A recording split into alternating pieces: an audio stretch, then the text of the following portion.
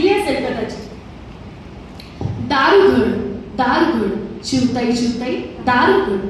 दार असं लावून जगावरती काव कसं चालेल? दार असं लावून कसं चालेल? आपलंच मन खात बसेल. सॉरी, माझं थोडं कमी जास्त होते, समजून घ्या. पांढरे शुभ्र बगळे असतात, पांढरे शुभ्र बगळे असतात, तसे काळे कर्कश कावळे सुद्धा असतील.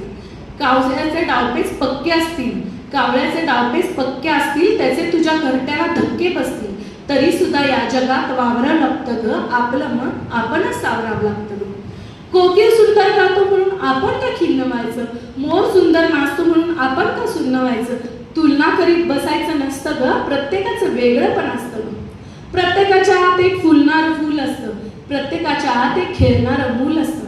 फुलणाऱ्या त्या फुलासाठी, खेळणाऱ्या त्या मुलासाठी दार उघड, चिवताई चिवताई दार उघड. फुलं जशी असतात तसे काटे सुद्धा असतात, सरळ मार्ग असतात तसे फाटे सुद्धा असतात. आपलं मन आपणच सावरावं लागतं ग. निराशेच्या पोकळीमध्ये काही सुद्धा घडत नाही, निराशेच्या पोकळीमध्ये काही सुद्धा घडत नाही. आपलं दार बंद म्हणून कुणाचंच आडत नाही, आपलं दार बंद म्हणून कुणाचंच आडत नाही. पहाटेच्या रंगात तुझं घरटं न्हालं, पहाटेच्या रंगात तुझं घरटं न्हालं, तुला शोधित फुलपाखरू नाचत आलं. चिवताई चिवताई तुला काहीच कळलं नाही ग. चिवताई चिवताई तुला काहीच कळलं नाही ग. तुझं दार बंद होतं, डोळ्याचं अंध होतं. बंद घरात राहून कसं चालेल? जगावरती जाऊन कसं चालेल?